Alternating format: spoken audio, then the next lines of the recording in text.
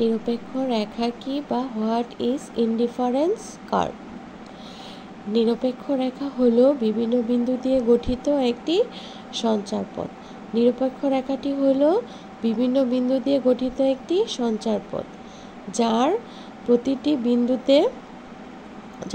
বিন্দুতে কি হয়, দুটি দ্রব্যের বিভিন্ন সংমিশ্রণ বা গুচ্ছ প্রকাশ পায়। যার প্রতিটি বিন্দুতে দুটি দ্রব্যের বিভিন্ন সংমিশ্রণ বা গুচ্ছ প্রকাশ পায় এবং সেই সংমিশ্রণগুলো কি হয়, সংমিশ্রণগুলো থেকে বক্তা একই উপযোগ বা তৃপ্তি লাভ করে।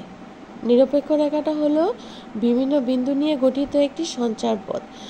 সেই সঞ্চারপথ বা সংমিশ্রণগুলো থেকে বক্তা কি করে, একই উপযোগ বা তৃপ্তি লাভ করে। তবে প্রত্যেক সংমিশ্রণ থেকে সম উপযোগ লাভ করে।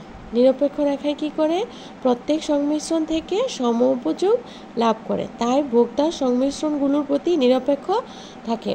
অর্থাৎ নিরপেক্ষ রেখাটা হলো একটি সঞ্চারপথ। নিরপেক্ষ রেখা হলো কি, একটি সঞ্চারপথ যার প্রত্যেকটা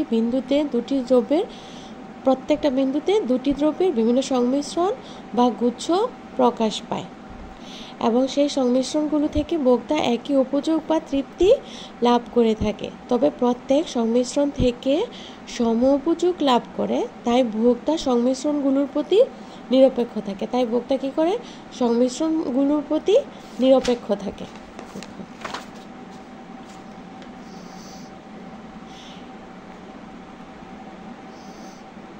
এখন আমরা ছকের মাধ্যমে ও নিরপেক্ষ রেখার চিত্রের মাধ্যমে দেখিয়ে দিতে পারি নিরপেক্ষ রেখার সংজ্ঞার বৈশিষ্ট্যগুলো।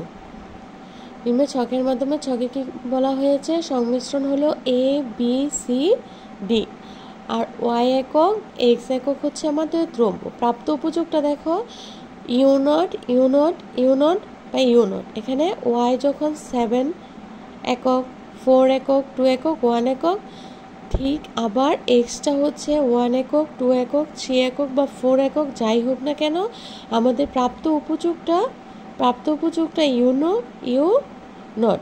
প্রাপ্ত উপযোগটা আমাদের একই, সেটা হচ্ছে ইউ নট। প্রত্যেকটা সংমিশ্রণ থেকে বক্তা সম উপযোগ লাভ করে।